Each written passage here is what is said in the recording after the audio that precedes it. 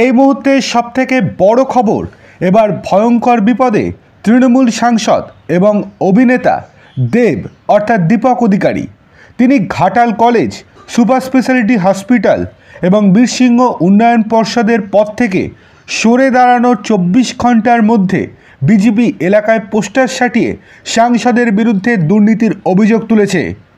শুধুমাত্র পোস্টার ফেলেই তারা ক্ষান্ত থাকেননি, এবার সিবিআইয়ের কাছে চিঠি গিয়েছে দেবের বিরুদ্ধে পূর্ণাঙ্গ তদন্ত করার জন্য, এবং সেই চিঠি গ্রহণও করেছে ইমেল মারফত সিবিআই। তাৎপর্যপূর্ণ বিষয় হলো, তৃণমূল সূত্রের দাবি দেবের কাছে ফোনটি এসেছিল এমন কোনো বিষয় নেই।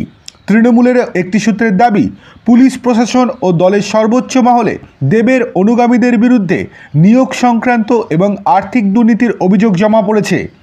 প্রশাসনের উচ্চ মহল থেকে সেই সংক্রান্ত বিষয়ে নাকি ফোন এসেছিল দেবের কাছে, দাবি ওই সূত্রের। তারপরই তিন পদ থেকে সরে দাঁড়ানোর সিদ্ধান্ত নেন সাংসদ। ইমেলে পদত্যাগপত্র পাঠিয়ে দেন পশ্চিম মেদিনীপুরের জেলা শাসকের কাছে। যদিও জেলা প্রশাসনের এক আধিকারিক জানাচ্ছেন এই সংক্রান্ত দুর্নীতির অভিযোগ জেলা শাসকের দপ্তরে জমা পড়েনি, তবে ঘাটালে স্থানীয় মহলে কান পাতলে শোনা যায় দেবের নাম করে আর্থিক প্রতারণার অভিযোগ বেশ কয়েক বছর ধরেই চলে আসছে। রয়েছে সাংসদের নাম ব্যবহার করে নিয়োগের প্রতিশ্রুতি দেওয়ার অভিযোগও। তাছাড়া সমবায় নিয়ম বহির্ভূতভাবে কোটি টাকার ওপরে ঋণ নেওয়ার অভিযোগ রয়েছে সাংসদ অনুগামীদের বিরুদ্ধে। সব মিলিয়ে প্রশ্ন উঠছে, এসবের দায় কি দেব একেবারে ঝেড়ে ফেলতে পারবে?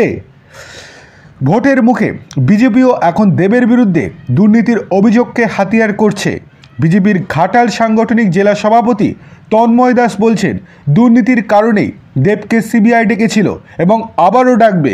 আমরা চিঠিও দিয়েছি সিবিআইকে ইমেল মারফত এবং সেই চিঠি গ্রহণ করেছে সিবিআই।